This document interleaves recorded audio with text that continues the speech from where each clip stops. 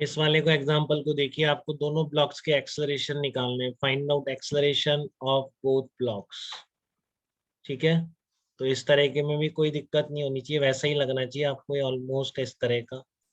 ठीक है, क्योंकि आप इसमें भी जनरल मेथड से लिख सकते हैं डायरेक्ट रिलेशन, कि मान लो आपका पुली कितना नीचे आ गई।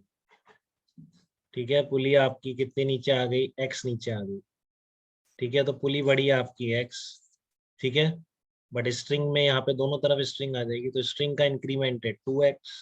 ठीक है, यहाँ से खींच नहीं सकती क्योंकि बंधी हुई है। सारा कहाँ से इंक्रीमेंट होगा, यहाँ से। पुली चली x, तो ब्लॉक कितना चला, 2x। ठीक है, तो पुली की अगर आप वेलोसिटी या एक्सलरेशन a2 मान रहे हो, ठीक है, तो ये आपका a1 कितना आ जाएगा, ट्वाइस ऑफ a2 आ जाएगा। a1 क्या आ जाएगा, ट्वाइस ऑफ a2। ठीक है, क्योंकि ये एक्स चलता है तो दुगना चलता है ना, तो उसकी वेलोसिटी इसकी ट्वाइस है, उसका एक्सलरेशन इसका ट्वाइस। ठीक है, क्लियर है आपको ये चीज बिल्कुल।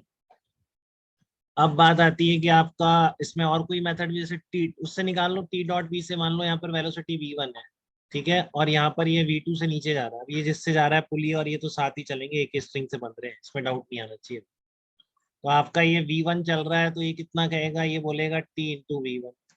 इसमें टेंशन ऊपर आ रही है आपकी t, और ये नीचे चल रहा है, तो आप क्या बोलोगे, टी डॉट बी कितना हो गया, -2t v2। अब summation T dot B equal to 0, तो फिर से वही आ गया, v1 is equal to 2v2, या a1 equal to twice of a2 आ। ठीक है, या a1 आ जाएगा ट्वाइस ऑफ a2 आ जाएगा। ठीक है, तो इसमें कोई दिक्कत नहीं है बेटा किसी को भी, इतनी बात क्लियर है एकदम। आप x1 x2 से करना चाहो उससे भी हो जाएगा, उससे मैंने कर ही रखा है शायद ये। ठीक है ना, आपने यहाँ पर x1 डिस्टेंस मान ली। अब ये भी फिक्स पॉइंट है एक तरह से, आप चाहो तो ऊपर से मान लो, चलो x2 मान लो, तो ये डिस्टेंस चेंज नहीं हो सकती, पुली वैसे से जितनी ऊपर है उतनी रहेगी ना। तो ये भी एक कांस्टेंट c है, तो आपका ये x1, तो ये डिस्टेंस कितनी आ जाएगी, x2 माइनस सी आ जाएगी, है ना। ये आ गई x2 माइनस सी, और ये पूरी लेंथ कितनी हो गई, x2 हो गई। तो मतलब क्या निकल के आया, x1 plus 2 x2 equal to constant. यही आ रहा है, x1 plus 2 x2 equal to constant. एक बार और डिफरेंशिएट कर देंगे। ठीक है, एक मिनट रुको, फैन बंद करें।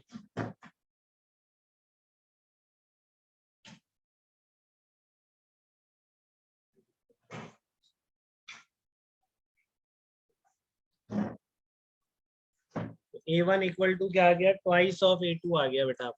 ठीक है, तो 1 2 3 4 को अब सॉल्व कर लो। देखो 80 ये कहाँ से लिखा मैंने, इस पर लिख दिया। फोर्स बैलेंसिंग, मासलेस पुली, तो नेट फोर्स 0 होना चाहिए। T2 equal to twice of 2T1। तो चार इक्वेशन, चार वेरिएबल है, T1 T2 A1 A2, solve हो ही जाएगा। ठीक है, मैंने किया है कि नहीं किया, मैंने करता नहीं हूँ, आप कर लें। जब भी इक्वेशन बनानी आनी चाहिए आपको। तो यहाँ तक की बात सबको समझ में आ गई, बेसिक कंस्ट्रेंट मोशन थी स्ट्रिंग को लेकर। यहाँ तक किसी का कोई डाउट बेटा तो पूछ सकता है बिल्कुल। हितेंद्र आप बताइए, आप लिंक कर पाए बेटा सारी चीजों को।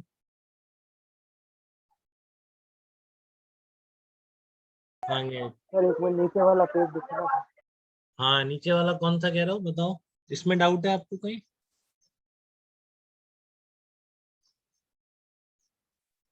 इस इसमें किसी स्टेप पर कोई दिक्कत?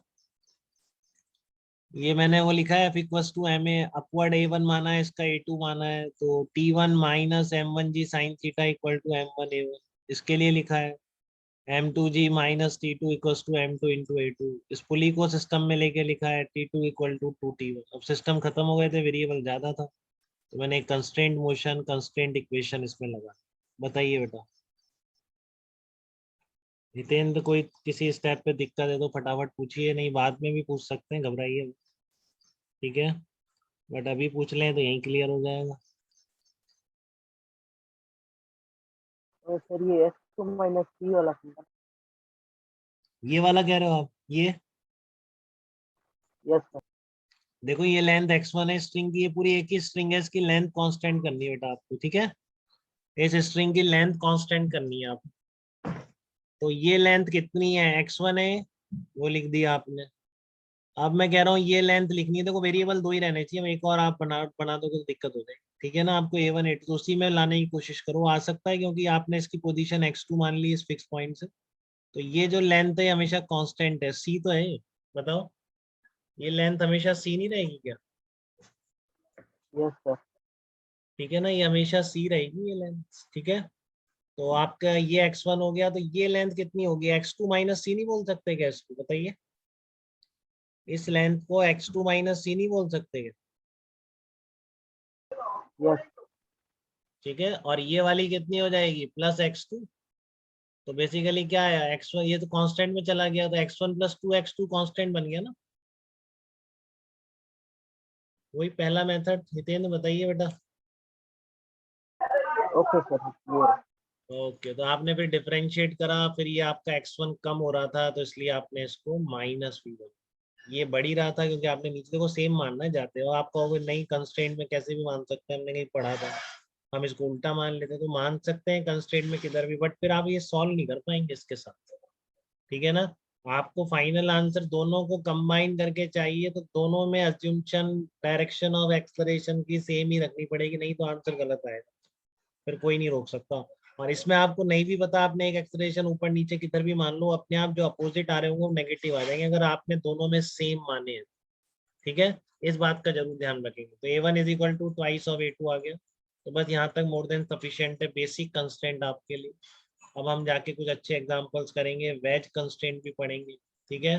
पर इससे ऊपर जेई में आता ही नहीं है, थोड़ा बहुत वेज भी आ सकता है, वो बताऊंगा बेसिक, बाकी जो हम करेंगे वैसा उतना लेवल तक कभी नहीं पूछा गया, बट हम करेंगे इधर उधर के पेपर में सब में आता रहे, ठीक है।